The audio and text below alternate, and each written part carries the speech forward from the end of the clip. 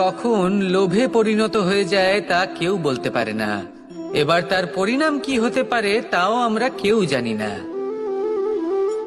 আজ আমি আপনাকে বলছি, কোনো ব্যক্তি সব থেকে বেশি ক্ষতির সম্মুখীন তখনই হয় যখন সে এটা মনে করে যে সে সব থেকে বেশি সুরক্ষিত স্থানে রয়েছে। সে ভাবে যে সে সেখানে সুরক্ষিত রয়েছে।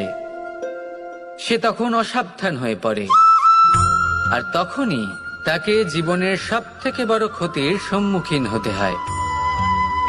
নিঃস্ব হয়ে যাওয়ার পরিস্থিতি কোনো মানুষের জীবনে তখনই আসে যখন তার কাছে প্রচুর সম্পত্তি থাকে এবং সে তার থেকেও অনেক বেশি সম্পত্তি অর্জন করতে চায়। সেই অনেক বেশি সম্পত্তি অর্জন করার চেষ্টায় সে এমন কিছু করে বসে যার ফলে তাকে সমস্ত সম্পত্তি হারাতে হতে পারে।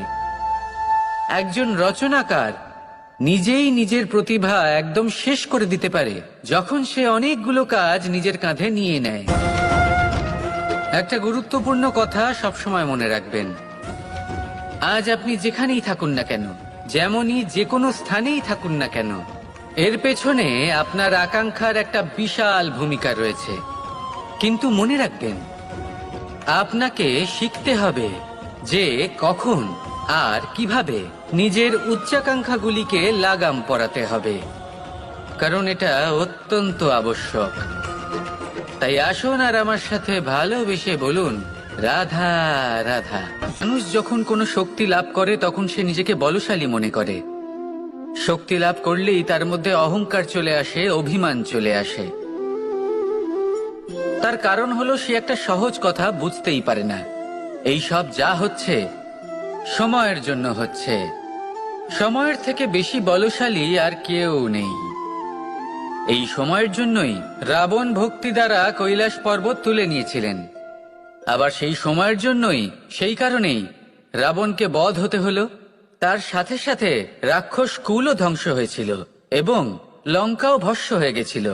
দেখতে গেলে জন্ম থেকে মৃত্যু পর্যন্ত এই যে সময়, সেটাই হলো জীবন। কিন্তু তার মধ্যেও যা সময় আসে কোনো কারণেই আসে। সেই সময় আমরা যাপন করে কিছু শিখতে পারি।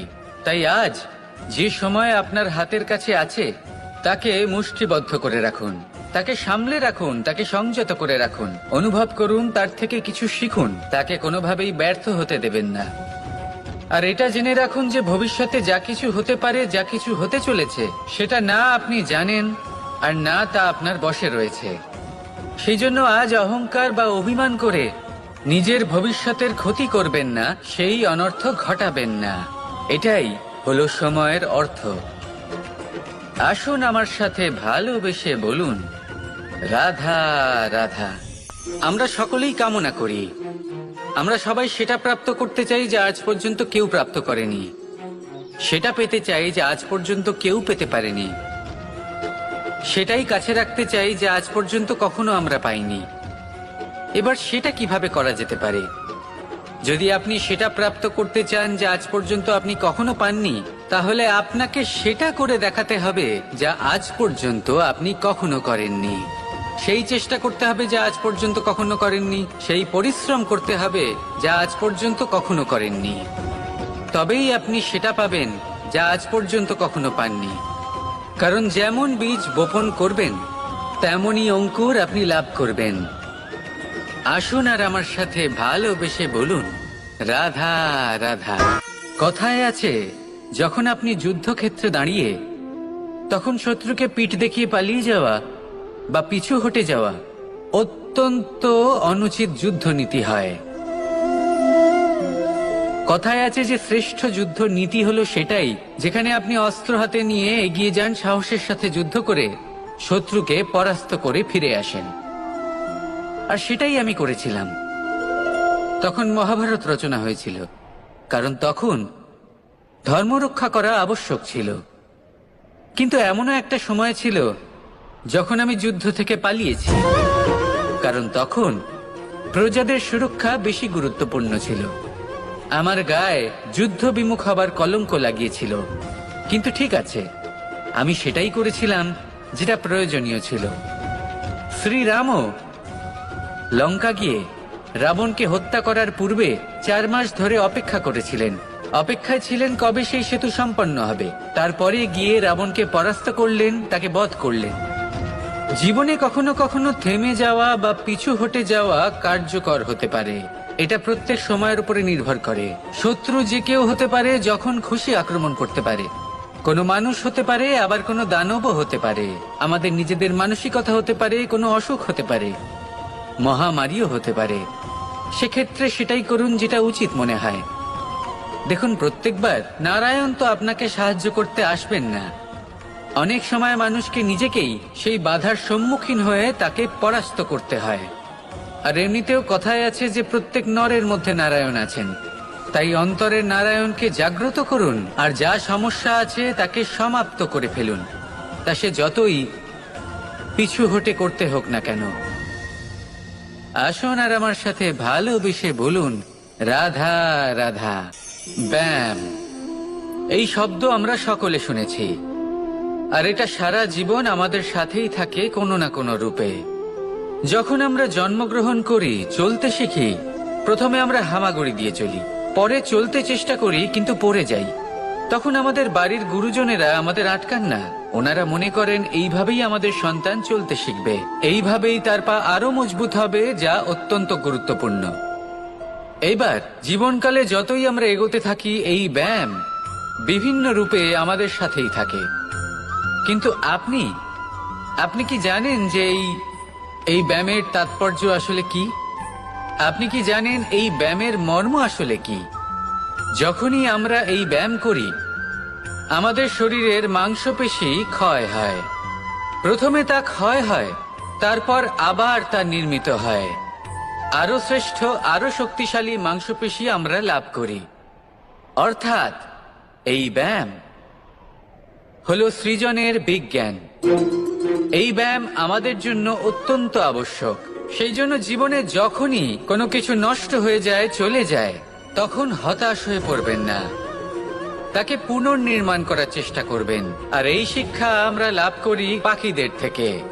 যখনই বর্ষা হয়, ঝড় আসে, যখন পাখির বাসা ভেঙে চুরমার হয়ে যায়, তারা হার মেনে নেয় না। সে আবার অল্প অল্প করে সব খুঁজে একত্রিত করে আবার নিজের বাসা বানিয়ে তোলে, পুনরায় এক জীবনকে জন্ম দেয়, এক নতুন পরিবারকে জন্ম দেয়। তাই মনে রাখবেন, জীবনে এইভাবেই যদি আপনি নির্মাণ করতে চান, সৃজন করতে চান, তাহলে সেই নির্মাণের জন্য ভাঙনের অভিজ্ঞতা থাকা অত্যন্ত আবশ্যক। ভগ্ন বস্তুকেও সম্মান করা অত্যন্ত আবশ্যক। এই আচরণ মনে নিয়ে আসুন, মন প্রসন্ন হয়ে বলবে, রাধা রাধা। ধন মানুষের জীবনের সব থেকে বড় প্রয়োজনীয়তা, সেই অস্ত্র যার দ্বারা মানুষের জীবনের অনেক সংকট দূর করে দেয়া যেতে পারে, সেই মাধ্যম যার দ্বারা সংসারের সমস্ত জাগতিক সুখ স্বাচ্ছন্দ্য লাভ করা যেতে পারে। কিন্তু ধনের দ্বারা আমরা সবকিছু লাভ করতে পারি না। জাগতিক স্বাচ্ছন্দ্য আমরা লাভ করতে পারি, কিন্তু সুখ লাভ করতে পারবো না। সুখের উপকরণ আমরা লাভ করতে পারি, কিন্তু সুখের অনুভূতি লাভ করতে পারবো না। আনন্দ, সন্তোষ, প্রসন্নতা, এগুলো ধন দ্বারা লাভ করা যায় না। কিন্তু হ্যাঁ, আনন্দ, সন্তোষ আর প্রসন্নতার সাথে যদি কোনো কাজ করেন, তাহলে অবশ্যই ধন লাভ করবেন। তাহলে আসুন আর এই প্রসন্নতার সাথে বলুন, রাধা রাধা। মানুষ কতটা বিচিত্র হতে পারে। সব সময় স্বপ্ন দেখতে থাকে যে কাল আমি এটা করব, কাল আমি ওটা শুরু করব, কাল আমি ওটা সম্পন্ন করব। এই যে কাল শব্দটা, এই কাল অত্যন্ত বিচিত্র এক শব্দ।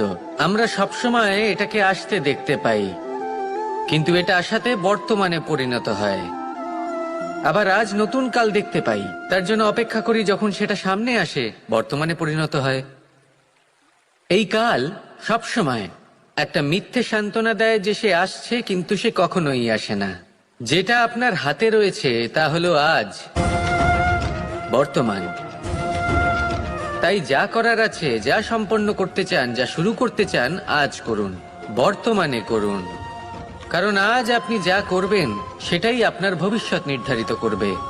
ভবিষ্যতের বিষয় ভাবতে থাকলে ভবিষ্যৎ সুন্দর হবে না। আজ কর্ম করতে হবে। তাই আজ বর্তমানে জীবনযাপন করুন, কর্ম করুন আর আমার সাথে ভালোবেসে বলুন রাধা। মানুষ সত্যের সাথে অবগত হবার জন্য ব্যাকুল হয়ে থাকে, চিরকাল চেষ্টা করতে থাকে। জন্ম থেকেই তার মনে এই ইচ্ছে জাগ্রত হয় সত্যিটা কি সেটা জানতে। এবার এই ইচ্ছে এটা পূর্ণ কিভাবে করা যেতে পারে? কারণ মনে হয় যে জ্ঞান অর্জন করলেই এই ইচ্ছে পূর্ণ হতে পারে, তাই কেউ কেউ জ্ঞানের পেছনে ছুটতে থাকেন। কেউ এটা ভাবেন যে এই ইচ্ছে পূর্ণ করা যেতে পারে ধন আর শক্তির দ্বারা, তাই তারা ধন আর শক্তি প্রাপ্ত করতে চান। কেউ আবার ভাবেন যে অন্তরের মন্থন দ্বারা এটা সম্ভব হতে পারে। এবার এটাও সত্যি যে মন্থন করলে অমৃত লাভও সম্ভব হতে পারে, কিন্তু তার জন্য এই মন্থন করার জন্য একটা উচিত দিকে অগ্রসর হওয়া প্রয়োজনীয়। উচিত সংযমের দ্বারা সামনে এগোতে হবে, আর কোনো আশা না করে সামনে এগিয়ে যেতে হবে, তবেই এটা সম্ভব হতে পারে। একটা বাদ্যযন্ত্রের কথা ভেবে দেখা যাক। তার থেকে সুর তখনই নির্গত হয় যখন তার তারগুলি ঠিক করে বাঁধা হয়। যদি বেশি বেঁধে ফেলা হয় তাহলে তার ছিঁড়ে যেতে পারে, আর যদি ঢিলে থেকে যায় তাহলে তার থেকে উচিত সুর নির্গত হবে না। একটা অত্যন্ত গুরুত্বপূর্ণ কথা মনে রাখবেন, সত্যকে লাভ করার প্রাথমিক আধার হলো অনুশাসন। জীবনে এই অনুশাসন আনুন, সত্য আপনা আপনি আপনার কাছে চলে আসবে, আর এই মন প্রসন্ন হয়ে বলবে রাধা রাধা। শক্তি, সামর্থ্য, প্রাবল্য এসব কোথা থেকে আসে? কোথা থেকে এগুলো প্রাপ্ত করা যায়? সেই লক্ষ্য দ্বারা যা আমরা প্রাপ্ত করতে পারি, নাকি সেই সংঘর্ষ দ্বারা যা আমরা জয় করতে পারি? না, এখান থেকে শক্তি লাভ করা সম্ভব নয়। যখন আপনার সামনে এমন কোনো লক্ষ্য থাকবে যাকে ভেদ করা অসম্ভব মনে হবে, তাও আপনি চেষ্টা করতে থাকবেন। আপনার সামনে এমন এক সংঘর্ষ থাকবে যা জয় করা সম্ভবই নয়, তাও আপনি চেষ্টা করতে থাকবেন। তখন আপনার শক্তি বৃদ্ধি পায়। অসম্ভবকে সম্ভব করে দেখালে শক্তির বৃদ্ধি হয়। দেখুন, যা সম্ভব তা তো যে কেউ করতে পারে। যা অসম্ভব কিন্তু আপনি চাইছেন, তা পূর্ণ করুন। সেই লক্ষ্য প্রাপ্ত করুন, সেই সংঘর্ষের ওপর জয়লাভ করুন। প্রয়াস তো করে দেখুন। এই চেষ্টার দ্বারা এই শক্তির বৃদ্ধি হয়, আর যখন সেই শক্তি উচ্চ স্তরে পৌঁছে যাবে তখন আপনি অসম্ভবকে সম্ভব করে দেখাবেন। তাই জীবনে চেষ্টা করতে থাকুন, আর আমার সাথে ভালোবেসে বলুন রাধা রাধা। এই সংসারে সুখ আর সন্তোষ লাভ করার পথ কি? ত্যাগ করা নাকি মেনে নেওয়া?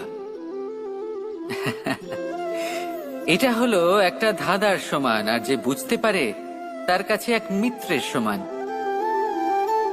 দেখুন, আপনি যা বদলাতে পারেন তা আপনি বদলে ফেলুন, যা আপনি বদলাতে পারবেন না তা আপনি স্বীকার করে নিন, আর যা মেনে নিতে পারবেন না তাকে নিজের থেকে আলাদা করে দিন। ধরুন, আপনার কোনো অভ্যেস আছে যা আপনি বদলাতে চান, বদলে ফেলুন। যদি কোনো সমস্যা থাকে যা বদলানো আপনার হাতে নেই, তা স্বীকার করে নিয়ে তার সাথে পথ চলা শুরু করে দিন।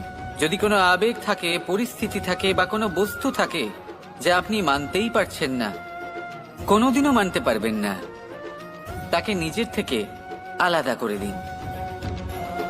একেও সন্ন্যাস বলা হয়। জীবনে সুখ দুঃখ, ক্ষয় হোক বা লাভ, এই সবেতেই সমান রূপে যাপন করা, তাই হলো সন্ন্যাস। এতেই জীবনের আনন্দ রয়েছে। তাহলে এই আনন্দ উপভোগ করুন, আর আমার সাথে ভালোবেসে বলুন রাধা রাধা। কথায় আছে সংসারে নাকি সকল রোগের ওষুধ আছে। যদি আপনি নিজের শরীরকে ভালোবাসেন তাহলে ব্যায়াম করুন, যদি নিজের নিঃশ্বাস প্রশ্বাসকে ভালোবাসেন তাহলে প্রাণায়াম করুন, যদি আপনি নিজের আত্মাকে ভালোবাসেন তাহলে ধ্যান করুন, কিন্তু যদি আপনি নিজের জীবনকে, পরমাত্মাকে ভালোবাসেন তাহলে সকলকে ভালোবাসতে থাকুন। এই ভালোবাসা অত্যন্ত গুরুত্বপূর্ণ এবং আবশ্যক। ভালোবাসার থেকে ভালো না কোনো ওষুধ আছে, না আছে কোনো আসন। এর থেকে ভালো না কোনো ব্যায়াম আছে আর না কোনো প্রাণায়াম। এই ভালোবাসা বড় বড় সমস্যারও সমাধান করতে পারে। ভালোবাসা বড় বড় বিপদকে আপনার থেকে দূর করতে পারে। এই ভালোবাসাই আপনাকে জীবনে বাঁচতে শেখায়, কারণ ভালোবাসাই হলো জীবনের আসল সত্য। তাহলে আসুন আর আমার সাথে ভালোবেসে বলুন, রাধা রাধা। আপনি কখনো কোনো সরোবরের দিকে তাকান, যার জল হলো শান্ত, স্থির। আপনি স্পষ্ট দেখতে পাবেন সেই সরোবরের তলদেশে কি রয়েছে। তাতে সাঁতরে বেড়াচ্ছে সুন্দর মাছ, চকচকে কিছু পাথর, স্বর্ণরূপী বালি, সবই আপনি দেখতে পাবেন। কিন্তু যখনই আপনি একটা ছোট্ট পাথর তুলে সেই জলে ছুঁড়ে ফেলবেন, তখন সেই জল বিচলিত হবে আর সেই স্পষ্টতা ন্যূনতম হয়ে যাবে। তারপর কিছুই স্পষ্টভাবে দেখা যাবে না। এই ঘটনা মানুষের সাথেও ঘটে। মানুষ যদি বিচলিত হয়ে পড়ে, তখন সে বুঝতে পারে না যে বর্তমানে কি হয়ে চলেছে আর ভবিষ্যতে কি করা উচিত। কিন্তু সেই মানুষ যদি শান্ত থাকেন, স্থির থাকেন, ধন্যাত্মক থাকেন, তাহলে নিশ্চিত রূপেই বুঝতে পারবেন যে বর্তমানে কি করতে হবে আর ভবিষ্যতে কি করতে হবে। তাই নিজের মধ্যে সেই স্থিরতা আনুন, সেই ধৈর্য ধরুন, নিজেকে শান্ত রাখুন আর সবার মধ্যে ভালোবাসা ছড়িয়ে দিন। এই মন প্রসন্ন হয়ে বলবে, রাধা রাধা। আমরা আনন্দ লাভের জন্য ভালোবাসি মা বাবাকে, ভাই বোনকে, পরিবার পরিজনকে, বন্ধুকে, প্রেমিকাকে। আমরা চাই যে সকলে যেন আপন হয়ে থাকেন, আমাদের কাছে থাকেন। কিন্তু মানুষের একটা প্রবৃত্তি আছে যে তিনি যা লাভ করে ফেলেন তার মূল্য তিনি বুঝতেই পারেন না। যদি আপনার বাড়ির কাছে একটা মিষ্টি জলের সরোবর থাকে বা সুন্দর নদী থাকে, তাহলে জলের গুরুত্বটা কি আপনি তা বুঝতেই পারবেন না। সেইখানে আপনি যদি কোনো একটা মরুভূমিতে যান, আপনি অনুভব করতে পারবেন যে এক একটা ফোঁটা জলের কি গুরুত্ব, তার মূল্য কি। সুখের মুহূর্তে যদি আপনজনদের মনে রাখেন, তবে দুঃখের মুহূর্ত নিজে থেকেই দূরে সরে যাবে। ভালোবাসা এবং তার সাথে স্মরণ করা, এটাই তো হলো জীবনের এবং ভালোবাসার আসল মূল্য। আসুন আর আমার সাথে ভালোবেসে বলুন, রাধা রাধা। সাগরের ঢেউ সমুদ্র তটে ধাক্কা খেয়ে, পাথরের সাথে ধাক্কা খেয়ে তার আকার বদলে দিতে পারে। বিভিন্ন আকারের পাথরে এদের ঘষে ঘষে গোলাকার বানিয়ে দিতে পারে। কিন্তু এই সাগরের ঢেউ এদের নিজেদের আকার কখনো বদলায় না। কিন্তু এমন কেন? কারণ এরা বিচ্ছিন্ন হয়েও আবার একত্রিত হতে জানে। অর্থাৎ যখন এরা বিচ্ছিন্ন হয় তখন মতভেদ অবশ্যই, কিন্তু আবার একত্রিত হওয়া হলো এদের একতার প্রতীক। দেখুন, ঝগড়াঝাঁটি, তর্ক বিতর্ক, মতভেদ এগুলো জীবনের অভিন্ন অঙ্গ, কিন্তু এদের কখনো। আসুন আর আমার সাথে ভালোবেসে বলুন, রাধা রাধা। নেকড়ে, নেকড়ের বিষয়ে আমরা সকলে জানি। ওরা খুবই নিষ্ঠাবান এবং অত্যন্ত সতর্ক থাকেন। ছোট ছোট মূর্খতা করে বসেন। এনারা হাড় চিবোতে খুব ভালোবাসেন, কিন্তু চিবোতে চিবোতে এদের মাড়ি ছড়ে যায়, সেখান থেকে রক্তপাত হতে থাকে।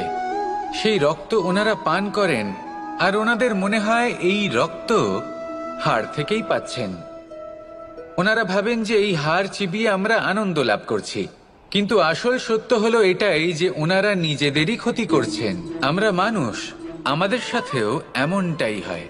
কখনো কখনো ভুলবশত আমরা এমন কোনো কাজ করি আর আমাদের মনে হয় যে আমরা বাইরে থেকে আনন্দ লাভ করছি, কিন্তু সত্য হলো এটাই যে আমরা শুধুই ক্ষতিগ্রস্ত হচ্ছি। এটা হলো খুব বড় একটা শিক্ষা যা আমাদের শেখা উচিত। তা হলো এটা যে আমাদের বোঝা উচিত যে কখন আমরা লাভবান হচ্ছি আর কখন ক্ষতিটাকেই লাভ বলে মনে করছি। এই শিক্ষা যদি আপনি প্রাপ্ত করতে পারেন, তাহলে এই সংসারে আপনার থেকে বেশি প্রসন্ন আর কেউ থাকবেন না। তাহলে আসুন আর আমার সাথে ভালোবেসে বলুন, রাধা রাধা। একটা গরু যখন দুধ দেয় তখন তার একটা মূল্য থাকে। ওই দুধ থেকে যদি আপনি দই বানান তাহলে তার মূল্য বৃদ্ধি পায়। দই থেকে যদি মাখন বানিয়ে নেন তাহলে মূল্য আরো কিছুটা বেড়ে যায়, আর মাখন থেকে যদি ঘি বানিয়ে ফেলেন তাহলে মূল্য আরো অনেক বেশি বেড়ে যায়। কিন্তু এর কারণ কি? এরকম কেন হয়? কারণ হলো পরীক্ষা। দুধের মধ্যে যখন জোরন মেশানো হয় তখন দইয়ের টক ভাব চলে আসে, দুধের অস্তিত্ব বদলে যেতে শুরু করে। দুধকে নিজের অস্তিত্ব বদলে ফেলার দুঃখ সহ্য করতে হয়, তখনই তা দইতে পরিণত হয়, তখনই তার মূল্য বৃদ্ধি হয়। এই দইকে মন্থনের যাতনা সহ্য করতে হয়, তবেই সেই দই মাখনে রূপান্তরিত হয়, আর তারপর তার মূল্য বৃদ্ধি হয়। আর মাখন, এই মাখনকে আগুনের আঁচে তপ্ত হতে হয়, তবেই এই মাখন ঘিতে পরিণত হয়, আর তারপরেই এর মূল্য আরো অনেক বেড়ে যায়। মানুষের সাথেও এরকমই হয়। কর্ম করতে থাকুন, কর্মের পরীক্ষায় উত্তীর্ণ হতে থাকুন, আপনার মূল্য অবশ্যই বৃদ্ধি পাবে। তাহলে কর্ম করতে থাকুন, ফলের চিন্তা করবেন না, আর আমার সাথে ভালোবেসে বলুন রাধা রাধা। জীবনে ক্ষমা চাওয়া তাও কিছুটা সহজ, ক্ষমা করতে পারা অত্যন্ত কঠিন। ক্ষমা 2 অক্ষরের এই শব্দ হতে পারে, কিন্তু অত্যন্ত বড় এই শব্দ, অত্যন্ত গুরুত্বপূর্ণ এই শব্দ। কখনো কখনো অন্য কাউকে ক্ষমা করে দেওয়া তাও কিছুটা সহজ কাজ, কিন্তু নিজেকে ক্ষমা করতে পারা অত্যন্ত কঠিন হয়ে দাঁড়ায়। অতীতে যদি আমাদের এমন কোনো ভুল হয় যে কারণে আমরা নিজেকে ক্ষমা করতে পারি না, অনেক সময় এমন কিছু ভুল করে বসি যে বিষয় শুধু আমরাই জানি, কিন্তু আমরা নিজেকে ক্ষমাই করতে পারি না, আর আমাদের বিকাশ সেখানেই স্তব্ধ হয়ে যায়। কারণ যদি আপনি ক্ষমা করতে না শেখেন, নিজেকে ক্ষমা যদি না করতে পারেন, তাহলে তা আপনার জীবনের সবথেকে বড় বাধা হয়ে দাঁড়াবে।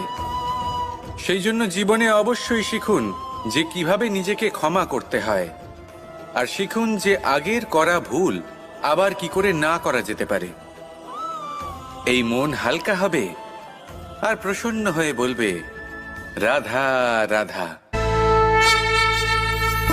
কখনো কখনো আমরা ভাবি যে কোনো ব্যক্তি যিনি ধর্মের পথে চলেছেন, যদি তার দ্বারা কোনো ভুল হয়ে থাকে তাহলে নিয়তি তাকে সেই মুহূর্তেই কঠোর শাস্তি দেন।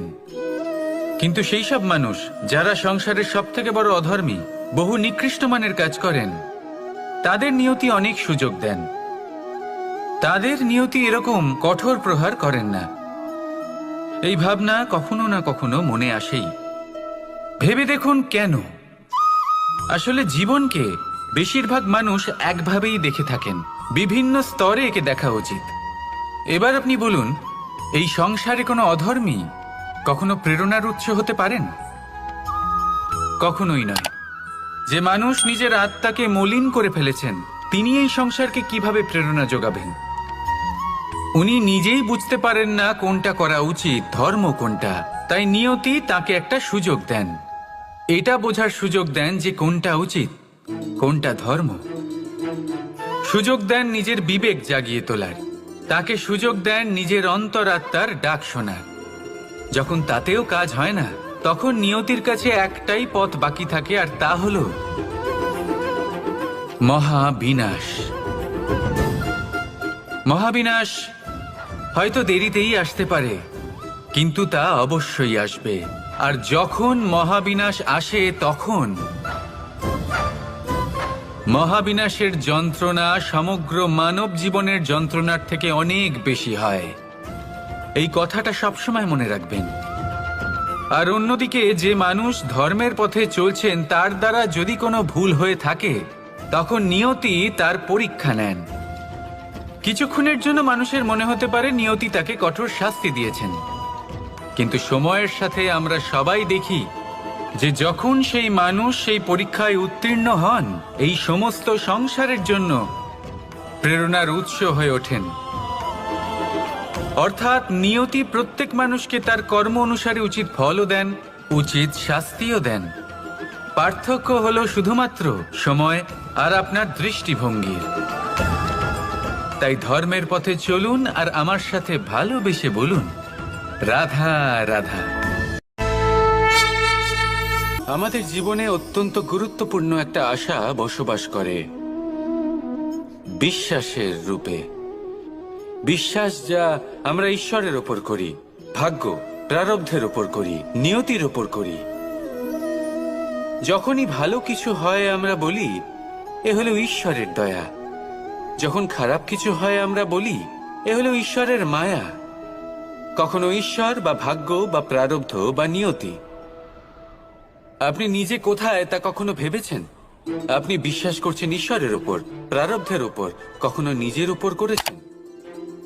আমি আপনাকে একটা সহজ কথা বলি, যদি আপনি ঈশ্বরের উপর বিশ্বাস রাখেন, শুধুই ঈশ্বরের উপর বিশ্বাস, তাহলে আপনি সেটাই পাবেন যেটা আপনার ভাগ্যে লেখা রয়েছে। কিন্তু যদি আপনি নিজের উপর বিশ্বাস রাখেন, আত্মবিশ্বাস রাখতে শেখেন, তাহলে ঈশ্বর আর নিয়তি দুজনে মিলে আপনার ভাগ্যে সেটাই লিখবে যা আপনি চাইছেন। তাই মনে রাখবেন, সাফল্যের পথ হলো এই বিশ্বাস। নিজের আত্মবিশ্বাসকে ধরে রাখতে শিখুন, দেখবেন আত্মা প্রসন্নতায় ভরে উঠবে। তাহলে আসুন আর আমার সাথে ভালোবেসে বলুন, রাধা রাধা। মানুষ যখন কোনো শক্তি লাভ করে তখন সে নিজেকে বলশালী মনে করে। শক্তি লাভ করলেই তার মধ্যে অহংকার চলে আসে, অভিমান চলে আসে। তার কারণ হলো সে একটা সহজ কথা বুঝতেই পারে না। এই সব যা হচ্ছে সময়ের জন্য হচ্ছে। সময়ের থেকে বেশি বলশালী আর কেউ নেই। এই সময়ের জন্যই রাবণ ভক্তি দ্বারা কৈলাস পর্বত তুলে নিয়েছিলেন। আবার সেই সময়ের জন্যই, সেই কারণেই রাবণকে বধ হতে হলো। তার সাথে সাথে রাক্ষস কুলও ধ্বংস হয়েছিল এবং লঙ্কাও ভস্ম হয়ে গেছিল। দেখতে গেলে জন্ম থেকে মৃত্যু পর্যন্ত এই যে সময়, সেটাই হলো জীবন। কিন্তু তার মধ্যেও যা সময় আসে কোনো কারণেই আসে। সেই সময় আমরা যাপন করে কিছু শিখতে পারি। তাই আজ যে সময় আপনার হাতের কাছে আছে তাকে মুষ্টিবদ্ধ করে রাখুন, তাকে সামলে রাখুন, তাকে সংযত করে রাখুন, অনুভব করুন, তার থেকে কিছু শিখুন, তাকে কোনোভাবেই ব্যর্থ হতে দেবেন না। আর এটা জেনে রাখুন যে ভবিষ্যতে যা কিছু হতে পারে, যা কিছু হতে চলেছে, সেটা না আপনি জানেন আর না তা আপনার বশে রয়েছে। সেই জন্য আজ অহংকার বা অভিমান করে নিজের ভবিষ্যতের ক্ষতি করবেন না, সেই অনর্থ ঘটাবেন না। এটাই হলো সময়ের অর্থ। আসুন আমার সাথে ভালোবেসে বলুন, রাধা রাধা। আকাঙ্ক্ষা কখন লোভে পরিণত হয়ে যায় তা কেউ বলতে পারে না। এবার তার পরিণাম কি হতে পারে তাও আমরা কেউ জানি না। আজ আমি আপনাকে বলছি, কোনো ব্যক্তি সব থেকে বেশি ক্ষতির সম্মুখীন তখনই হয় যখন সে এটা মনে করে যে সে সব থেকে বেশি সুরক্ষিত স্থানে রয়েছে। সে ভাবে যে সে সেখানে সুরক্ষিত রয়েছে। সে তখন অসাবধান হয়ে পড়ে, আর তখনই তাকে জীবনের সব থেকে বড় ক্ষতির সম্মুখীন হতে হয়।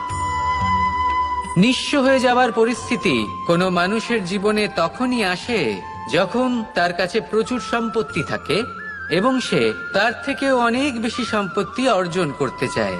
সেই অনেক বেশি সম্পত্তি অর্জন করার চেষ্টায় সে এমন কিছু করে বসে যার ফলে তাকে সমস্ত সম্পত্তি হারাতে হতে পারে। একজন রচনাকার নিজেই নিজের প্রতিভা একদম শেষ করে দিতে পারে যখন সে অনেকগুলো কাজ নিজের কাঁধে নিয়ে নেয়। একটা গুরুত্বপূর্ণ কথা সবসময় মনে রাখবেন, আজ আপনি যেখানেই থাকুন না কেন, যেমনই যে কোনো স্থানেই থাকুন না কেন, এর পেছনে আপনার আকাঙ্ক্ষার একটা বিশাল ভূমিকা রয়েছে। কিন্তু মনে রাখবেন, আপনাকে শিখতে হবে যে কখন আর কিভাবে নিজের উচ্চাকাঙ্ক্ষাগুলিকে লাগাম পরাতে হবে, কারণ এটা অত্যন্ত আবশ্যক। তাই আসুন আর আমার সাথে ভালোবেসে বলুন, রাধা রাধা।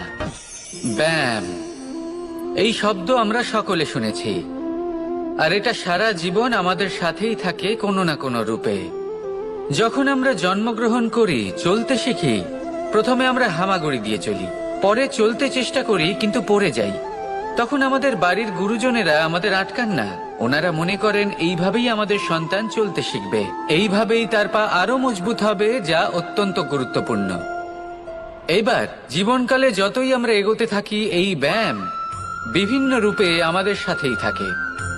কিন্তু আপনি আপনি কি জানেন যে এই ব্যায়ামের তাৎপর্য আসলে কি? আপনি কি জানেন এই ব্যায়ামের মর্ম আসলে কি? যখনই আমরা এই ব্যায়াম করি, আমাদের শরীরের মাংসপেশি ক্ষয় হয়। প্রথমে তা ক্ষয় হয়, তারপর আবার তা নির্মিত হয়। আরো শ্রেষ্ঠ, আরো শক্তিশালী মাংসপেশি আমরা লাভ করি। অর্থাৎ এই ব্যায়াম হলো সৃজনের বিজ্ঞান। এই ব্যায়াম আমাদের জন্য অত্যন্ত আবশ্যক। সেই জন্য জীবনে যখনই কোনো কিছু নষ্ট হয়ে যায়, চলে যায়, তখন হতাশ হয়ে পড়বেন না, তাকে পুনর্নির্মাণ করার চেষ্টা করবেন। আর এই শিক্ষা আমরা লাভ করি পাখিদের থেকে। যখনই বর্ষা হয়, ঝড় আসে, যখন পাখির বাসা ভেঙে চুরমার হয়ে যায়, তারা হার মেনে নেয় না। সে আবার অল্প অল্প করে সব খুঁজে একত্রিত করে আবার নিজের বাসা বানিয়ে তোলে। পুনরায় এক জীবনকে জন্ম দেয়, এক নতুন পরিবারকে জন্ম দেয়। তাই মনে রাখবেন, জীবনে এইভাবেই যদি আপনি নির্মাণ করতে চান, সৃজন করতে চান, তাহলে সেই নির্মাণের জন্য ভাঙনের অভিজ্ঞতা থাকা অত্যন্ত আবশ্যক। ভগ্ন বস্তুকেও সম্মান করা অত্যন্ত আবশ্যক। এই আচরণ মনে নিয়ে আসুন, মন প্রসন্ন হয়ে বলবে, রাধা রাধা। আমরা সকলেই কামনা করি, আমরা সবাই সেটা প্রাপ্ত করতে চাই যা আজ পর্যন্ত কেউ প্রাপ্ত করেনি, সেটা পেতে চাই যা আজ পর্যন্ত কেউ পেতে পারেনি, সেটাই কাছে রাখতে চাই যা আজ পর্যন্ত কখনো আমরা পাইনি। এবার সেটা কিভাবে করা যেতে পারে? যদি আপনি সেটা প্রাপ্ত করতে চান যা আজ পর্যন্ত আপনি কখনো পাননি, তাহলে আপনাকে সেটা করে দেখাতে হবে যা আজ পর্যন্ত আপনি কখনো করেননি। সেই চেষ্টা করতে হবে যা আজ পর্যন্ত কখনো করেননি, সেই পরিশ্রম করতে হবে যা আজ পর্যন্ত কখনো করেননি। তবেই আপনি সেটা পাবেন যা আজ পর্যন্ত কখনো পাননি। কারণ যেমন বীজ বপন করবেন, তেমনই অঙ্কুর আপনি লাভ করবেন। আসুন আর আমার সাথে ভালোবেসে বলুন, রাধা রাধা। কথায় আছে, যখন আপনি যুদ্ধক্ষেত্রে দাঁড়িয়ে, তখন শত্রুকে পিঠ দেখিয়ে পালিয়ে যাওয়া বা পিছু হটে যাওয়া অত্যন্ত অনুচিত যুদ্ধনীতি হয়। কথায় আছে যে শ্রেষ্ঠ যুদ্ধ নীতি হলো সেটাই যেখানে আপনি অস্ত্র হাতে নিয়ে এগিয়ে যান, সাহসের সাথে যুদ্ধ করে শত্রুকে পরাস্ত করে ফিরে আসেন। আর সেটাই আমি করেছিলাম। তখন মহাভারত রচনা হয়েছিল, কারণ তখন ধর্ম রক্ষা করা আবশ্যক ছিল। কিন্তু এমনও একটা সময় ছিল যখন আমি যুদ্ধ থেকে পালিয়েছি, কারণ তখন প্রজাদের সুরক্ষা বেশি গুরুত্বপূর্ণ ছিল। আমার গায়ে যুদ্ধ বিমুখ হবার কলঙ্ক লাগিয়েছিল। কিন্তু ঠিক আছে, আমি সেটাই করেছিলাম যেটা প্রয়োজনীয় ছিল। শ্রীরামও লঙ্কা গিয়ে রাবণকে হত্যা করার পূর্বে 4 মাস ধরে অপেক্ষা করেছিলেন। অপেক্ষায় ছিলেন কবে সেই সেতু সম্পন্ন হবে। তারপরে গিয়ে রাবণকে পরাস্ত করলেন, তাকে বধ করলেন। জীবনে কখনো কখনো থেমে যাওয়া বা পিছু হটে যাওয়া কার্যকর হতে পারে। এটা প্রত্যেক সময়ের উপরে নির্ভর করে। শত্রু যে কেউ হতে পারে, যখন খুশি আক্রমণ করতে পারে। কোনো মানুষ হতে পারে, আবার কোনো দানবও হতে পারে। আমাদের নিজেদের মানসিকতা হতে পারে, কোনো অসুখ হতে পারে, মহামারীও হতে পারে। সেক্ষেত্রে সেটাই করুন যেটা উচিত মনে হয়। দেখুন, প্রত্যেকবার নারায়ণ তো আপনাকে সাহায্য করতে আসবেন না। অনেক সময় মানুষকে নিজেকেই সেই বাধার সম্মুখীন হয়ে তাকে পরাস্ত করতে হয়। আর এমনিতেও কথায় আছে যে প্রত্যেক নরের মধ্যে নারায়ণ আছেন। তাই অন্তরের নারায়ণকে জাগ্রত করুন, আর যা সমস্যা আছে তাকে সমাপ্ত করে ফেলুন, তা সে যতই পিছু হটে করতে হোক না কেন। আসুন আর আমার সাথে ভালোবেসে বলুন, রাধা রাধা। মানুষ সত্যের সাথে অবগত হবার জন্য ব্যাকুল হয়ে থাকে, চিরকাল চেষ্টা করতে থাকে। জন্ম থেকেই তার মনে এই ইচ্ছে জাগ্রত হয় সত্যিটা কি সেটা জানতে। এবার এই ইচ্ছে, এটা পূর্ণ কিভাবে করা যেতে পারে? কারণ মনে হয় যে জ্ঞান অর্জন করলেই এই ইচ্ছে পূর্ণ হতে পারে। তাই কেউ কেউ জ্ঞানের পেছনে ছুটতে থাকেন। কেউ এটা ভাবেন যে এই ইচ্ছে পূর্ণ করা যেতে পারে ধন আর শক্তির দ্বারা, তাই তারা ধন আর শক্তি প্রাপ্ত করতে চান। কেউ আবার ভাবেন যে অন্তরের মন্থন দ্বারা এটা সম্ভব হতে পারে। এবার এটাও সত্যি যে মন্থন করলে অমৃত লাভও সম্ভব হতে পারে, কিন্তু তার জন্য এই মন্থন করার জন্য একটা উচিত দিকে অগ্রসর হওয়া প্রয়োজনীয়। উচিত সংযমের দ্বারা সামনে এগোতে হবে, আর কোনো আশা না করে সামনে এগিয়ে যেতে হবে, তবেই এটা সম্ভব হতে পারে। একটা বাদ্যযন্ত্রের কথা ভেবে দেখা যাক। তার থেকে সুর তখনই নির্গত হয় যখন তার তারগুলি ঠিক করে বাঁধা হয়। যদি বেশি বেঁধে ফেলা হয় তাহলে তার ছিঁড়ে যেতে পারে, আর যদি ঢিলে থেকে যায় তাহলে তার থেকে উচিত সুর নির্গত হবে না। একটা অত্যন্ত গুরুত্বপূর্ণ কথা মনে রাখবেন, সত্যকে লাভ করার প্রাথমিক আধার হলো অনুশাসন। জীবনে এই অনুশাসন আনুন, সত্য আপনা আপনি আপনার কাছে চলে আসবে, আর এই মন প্রসন্ন হয়ে বলবে রাধা রাধা। ধন মানুষের জীবনের সব থেকে বড় প্রয়োজনীয়তা, সেই অস্ত্র যার দ্বারা মানুষের জীবনের অনেক সংকট দূর করে দেয়া যেতে পারে, সেই মাধ্যম যার দ্বারা সংসারের সমস্ত জাগতিক সুখ স্বাচ্ছন্দ্য লাভ করা যেতে পারে। কিন্তু ধনের দ্বারা আমরা সবকিছু লাভ করতে পারি না। জাগতিক স্বাচ্ছন্দ্য আমরা লাভ করতে পারি, কিন্তু সুখ লাভ করতে পারবো না। সুখের উপকরণ আমরা লাভ করতে পারি, কিন্তু সুখের অনুভূতি লাভ করতে পারবো না। আনন্দ, সন্তোষ, প্রসন্নতা এগুলো ধন দ্বারা লাভ করা যায় না। কিন্তু হ্যাঁ, আনন্দ, সন্তোষ আর প্রসন্নতার সাথে যদি কোনো কাজ করেন তাহলে অবশ্যই ধন লাভ করবেন। তাহলে আসুন আর এই প্রসন্নতার সাথে বলুন রাধা রাধা। মানুষ কতটা বিচিত্র হতে পারে, সব সময় স্বপ্ন দেখতে থাকে যে কাল আমি এটা করব, কাল আমি ওটা শুরু করব, কাল আমি ওটা সম্পন্ন করব। এই যে কাল শব্দটা, এই কাল অত্যন্ত বিচিত্র এক শব্দ। আমরা সবসময় এটাকে আসতে দেখতে পাই, কিন্তু এটা আসাতে বর্তমানে পরিণত হয়। আবার আজ নতুন কাল দেখতে পাই, তার জন্য অপেক্ষা করি, যখন সেটা সামনে আসে বর্তমানে পরিণত হয়। এই কাল সবসময় একটা মিথ্যে সান্ত্বনা দেয় যে সে আসছে, কিন্তু সে কখনোই আসে না। যেটা আপনার হাতে রয়েছে তা হলো আজ, বর্তমান। তাই যা করার আছে, যা সম্পন্ন করতে চান, যা শুরু করতে চান, আজ করুন, বর্তমানে করুন। কারণ আজ আপনি যা করবেন সেটাই আপনার ভবিষ্যৎ নির্ধারিত করবে। ভবিষ্যতের বিষয় ভাবতে থাকলে ভবিষ্যৎ সুন্দর হবে না। আজ কর্ম করতে হবে। তাই আজ বর্তমানে জীবনযাপন করুন, কর্ম করুন, আর আমার সাথে ভালোবেসে বলুন রাধা। শক্তি, সামর্থ্য, প্রাবল্য এসব কোথা থেকে আসে? কোথা থেকে এগুলো প্রাপ্ত করা যায়? সেই লক্ষ্য দ্বারা যা আমরা প্রাপ্ত করতে পারি, নাকি সেই সংঘর্ষ দ্বারা যা আমরা জয় করতে পারি? না, এখান থেকে শক্তি লাভ করা সম্ভব নয়। যখন আপনার সামনে এমন কোনো লক্ষ্য থাকবে যাকে ভেদ করা অসম্ভব মনে হবে, তাও আপনি চেষ্টা করতে থাকবেন। আপনার সামনে এমন এক সংঘর্ষ থাকবে যা জয় করা সম্ভবই নয়, তাও আপনি চেষ্টা করতে থাকবেন। তখন আপনার শক্তি বৃদ্ধি পায়। অসম্ভবকে সম্ভব করে দেখালে শক্তির বৃদ্ধি হয়। দেখুন, যা সম্ভব তা তো যে কেউ করতে পারে। যা অসম্ভব কিন্তু আপনি চাইছেন, তা পূর্ণ করুন।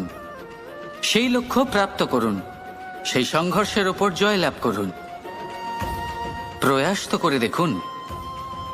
এই চেষ্টার দ্বারা এই শক্তির বৃদ্ধি হয়, আর যখন সেই শক্তি উচ্চ স্তরে পৌঁছে যাবে তখন আপনি অসম্ভবকে সম্ভব করে দেখাবেন। তাই জীবনে চেষ্টা করতে থাকুন, আর আমার সাথে ভালোবেসে বলুন